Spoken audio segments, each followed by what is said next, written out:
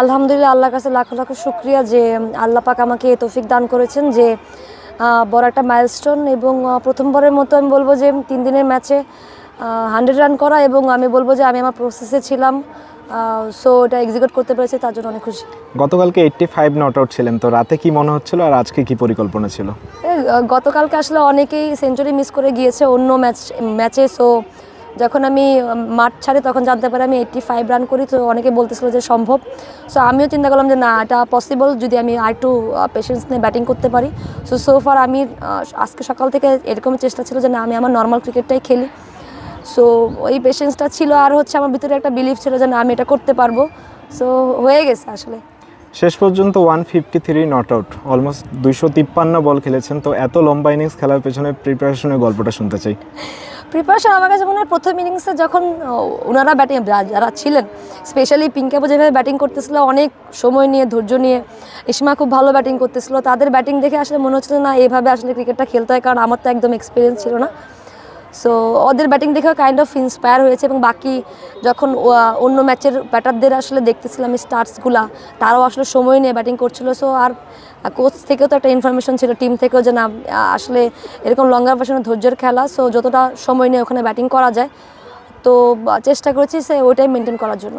দুই মাঠেই অনেক ব্যাটসম্যানই খুব ভালো ইনিংস খেলেছে, তো এটাকে কিভাবে দেখছেন? আমি which is a very good sign যে ব্যাটাররা রান করছে, সেটা ফর্মেট যেটাই হোক না কেন, রান করাটা অনেক ইম্পর্টেন্ট। যখন একটা ব্যাটার আসলে ব্যাটে বলে অনেক ভালো কানেক্ট হয় এবং হচ্ছে একটা ভালো স্কোরের দিকে যায়, তখন কিন্তু মেন্টালি বলবো যে অন্যরকম বুস্ট আপ হয়, এবং সামনে যেহেতু আমাদের ভেরি ভাইটাল সিরিজ আছে, সো ফার যখন ব্যাটাররা রান পাবে তাদের জন্য অনেক বেশি কনফিডেন্ট কাজ করবে নেক্সট টাইমে।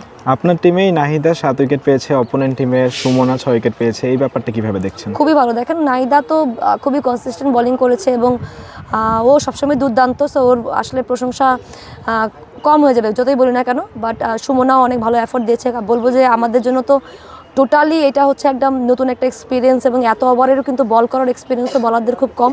সো সেই দিক থেকে আসলে তাদেরকে হ্যাটস অফ, কারণ এরকম বলবো যে এরকম একটা সিচুয়েশনে এসে এবং টোটালি T20 ফর্মেট থেকে এসে যাবে এবং লঙ্গার ভার্সনে এত ওভার বল করা টোটালি ডিফিকাল্ট আমি জানি, বাট তবুও তারা যেভাবে করেছে এবং এফোর্ট দিয়েছে সেটা আসলেই সাধুবাদ জানানোর মতো।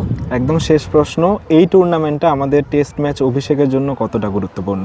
খুবই গুরুত্বপূর্ণ, কারণ ক্রিকেট বোর্ড এই সময়টাতে আসলে খুবই অল্প সময়ে এটার প্রিপারেশন নেওয়া, এবং এই স্লটটা কিন্তু আসলে আমাদের এইভাবে ইউজ করা হবে সেটা কিন্তু আসলে আমরা চিন্তাও করিনি।